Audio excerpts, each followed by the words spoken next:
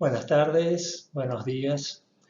Este pequeño PowerPoint va a presentar un tema que se llama gremios de daño y equivalentes de daño. Son conceptos que pueden resultar útiles a la hora de programar el manejo de plagas y también para la toma de decisiones. El concepto de gremios en los insectos no es algo nuevo. Históricamente se ha agrupado a los insectos en gremios, principalmente de acuerdo al tipo de alimentación que ellos tienen y con cierta referencia a los grupos taxonómicos con que esos insectos que comparten tipos de alimentación pertenecen. De un modo similar, los insectos herbívoros que se alimentan de las plantas pueden ser agrupados en base al aspecto general o el aspecto externo de los daños que ellos provocan en las plantas por su grado de similitud en gremios de daños. Un enfoque más moderno de este concepto de gremios de daño es agrupar a los insectos en gremios de daño no solo en base a la similitud del aspecto de los daños que ellos causan, sino sobre todo en base a que generan respuestas en la fisiología de la planta similares. De este modo, podemos decir que un gremio es un grupo de diferentes especies de insectos, plagas, que generan daños similares en su aspecto y que además provocan una respuesta similar en la fisiología de la planta.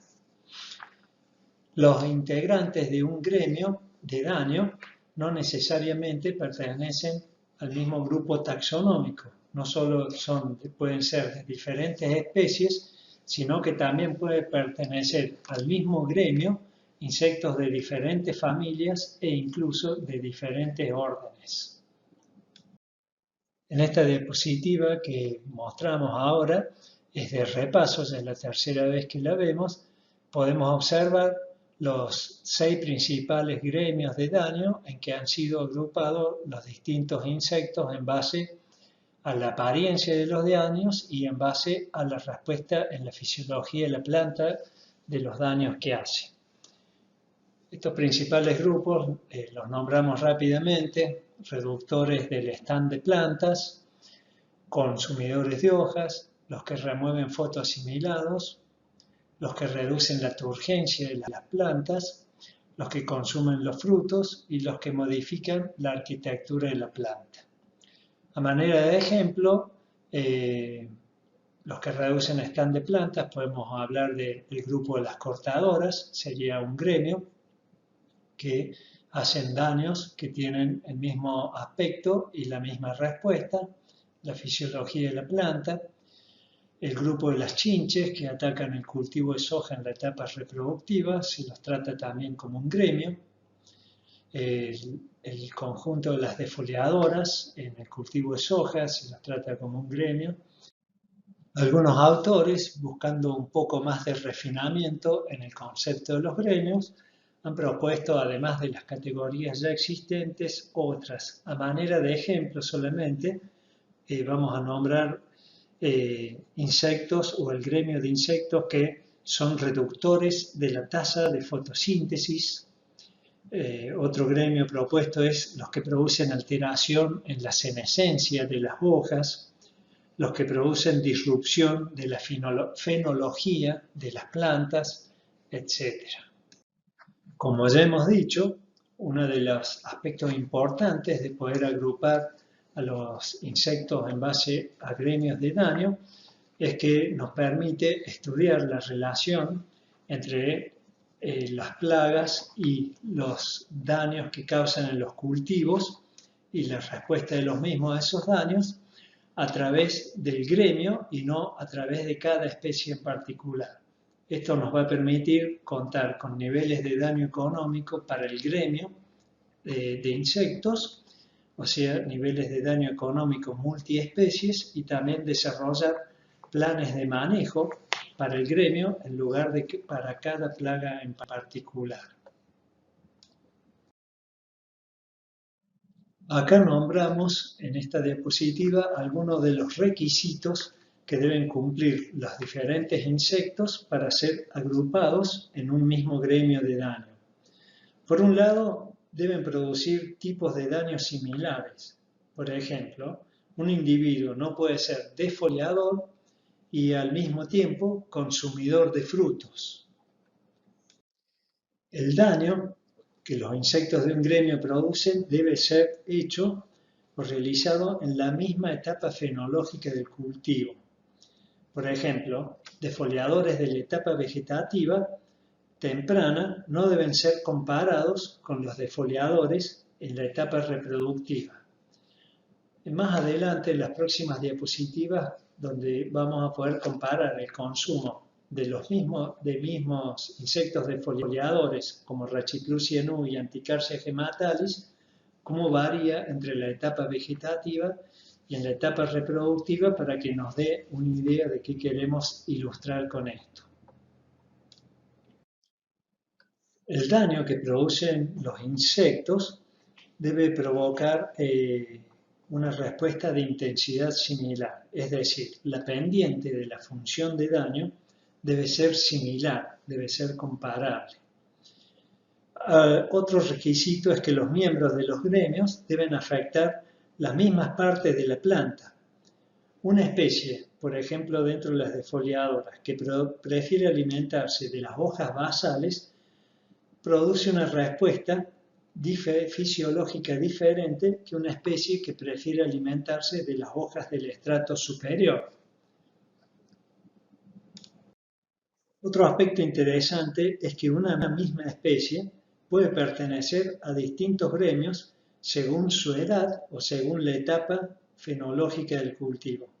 Según la edad, por ejemplo, el gorgojo de las alfalfas, los gorgojos de la alfalfa se alimentan de las raíces en la etapa juvenil, mientras que los adultos todos se comportan como defoliadores. Este sería un gremio de alrededor de unas 15 a 20 especies que se comportan de manera similar.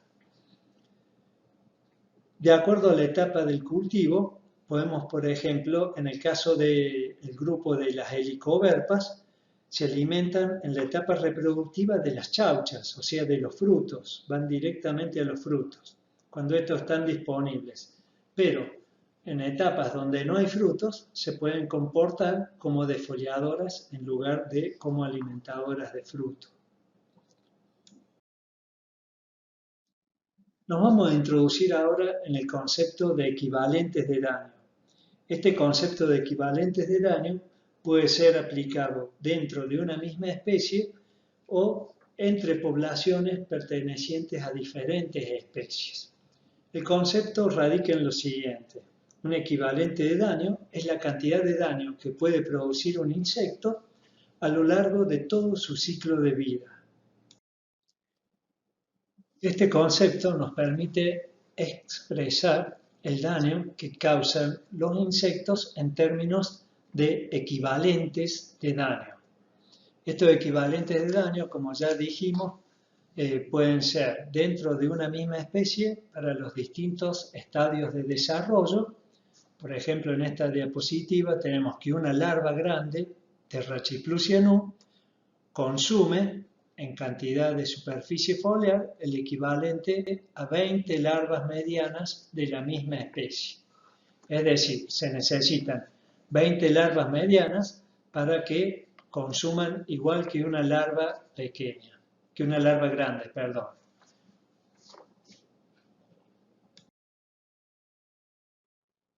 Uno de los requisitos que necesitamos para poder calcular los equivalentes de daño dentro de una especie y entre diferentes especies es conocer el consumo de cada especie en cada una de las etapas de vida de los insectos que estamos evaluando.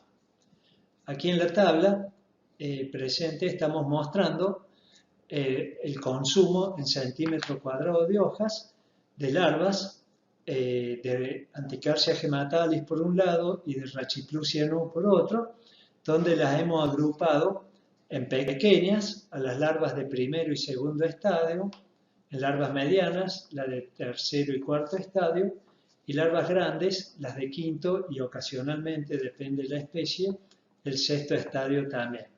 Y el total del consumo, sumando todas las etapas larvales, lo que equivale a un equivalente de daño cuando sumamos los porcentajes. Entonces, una vez que hemos determinado o establecido un gremio de daños, conocemos las especies que componen ese gremio y podemos estar en condiciones de determinar los equivalentes de daño dentro de cada especie y entre las especies del gremio. Basados en la tabla de consumo y de porcentaje de consumo total de cada una de estas dos especies, Anticarcia y Rachiplusianum, que hemos mostrado en la diapositiva anterior, es que hemos realizado en esta diapositiva una matriz de equivalentes de daño. Se toma el consumo total de la larva grande, el consumo a lo largo de toda la vida, como valor de 1. Se elige una de las especies del gremio para asignarle el valor de 1 y en base a ese valor de 1 se le calculan los equivalentes al resto de los componentes del gremio.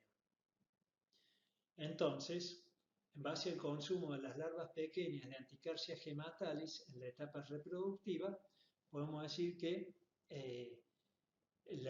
una larva pequeña tiene un equivalente de daño de 0,03, una larva mediana de 0,08 y la larva grande, obviamente, que ya acumuló el consumo de las otras etapas larvales, puede acumular potencialmente el consumo total, o sea, un equivalente de daño. Ahora bien, Rachiplusianum, al comparar su consumo con Anticarcia gematalis, el consumo en la etapa reproductiva de Rachiplusianum es un poco menor que el de Anticarcia gematalis. Esto nos da que una larva pequeña de Rachiplusianum equivale a 0,004 larvas grandes de Anticarcia, o sea, equivalentes de daño. Una larva mediana equivale a 0,035 equivalentes de daño en relación a Anticarcia gematalis y una larva grande equivale a 0,7 equivalentes de daño. La segunda mitad de la tabla, hecha con los mismos datos, toma como referencia, especie de referencia, a Rachiplusia 1, NU, a la cual le damos el valor de 1 al consumo total y se establecen en base a eso los equivalentes de daño de la misma manera que hicimos para Anticarcia, dando esta otra tabla. Uno puede elegir cuál especie del gremio utilizar como referencia y construir su tabla de equivalentes de daño. Para ejemplificar la aplicación práctica de los equivalentes de daño en la toma de decisiones, vamos a tomar el ejemplo de un nivel de daño económico de 10 larvas por metro lineal de surco, 10 larvas grandes. Este nivel de daño económico está recomendado en varias publicaciones de INTA para la etapa reproductiva y además ayer en el cálculo de un nivel de daño económico con base fisiológica para el cultivar del grupo 4 nos arrojó un resultado de 10 larvas grandes de Anticarcia gematalis como nivel de daño económico.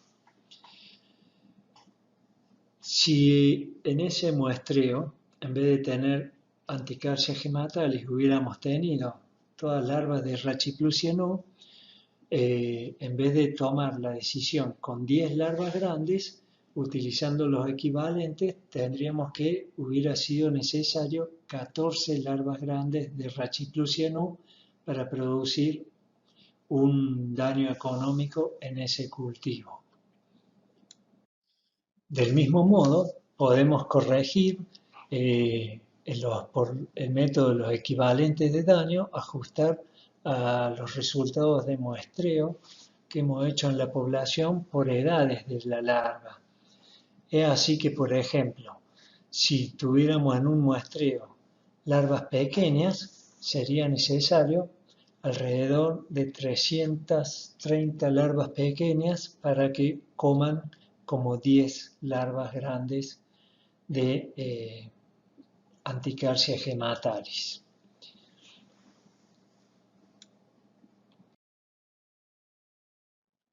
Ahora bien, como el consumo de una especie puede variar con la edad del cultivo, es de esperar que en las etapas reproductivas el consumo de las orugas de una especie en particular, medido en centímetros cuadrados de hoja, sea menor que el consumo de la misma especie en las etapas vegetativas.